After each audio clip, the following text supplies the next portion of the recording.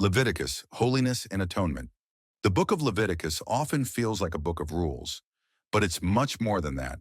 It reveals God's holiness, humanity's sinfulness, and the need for atonement.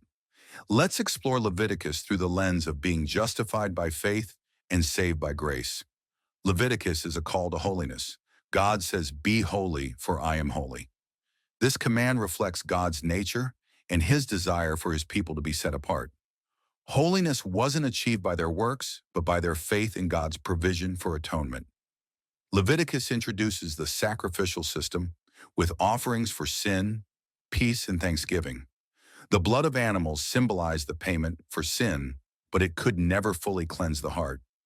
This points us to Jesus, whose sacrifice on the cross was the final and perfect atonement for sin. The Day of Atonement was the most sacred day in Israel's calendar.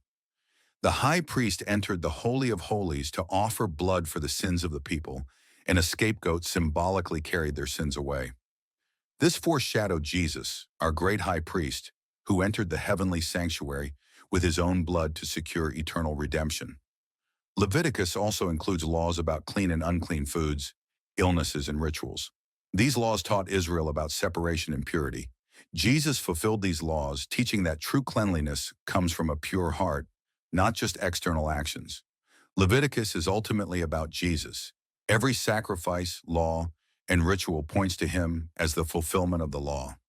He is the perfect Lamb of God, the ultimate high priest, and the one who brings us into God's holy presence by grace through faith. Leviticus reminds us that we cannot make ourselves holy, but God makes a way. Through Jesus, we are saved by grace and justified by faith. Dive into Leviticus to discover God's plan for holiness and how it leads us to Christ.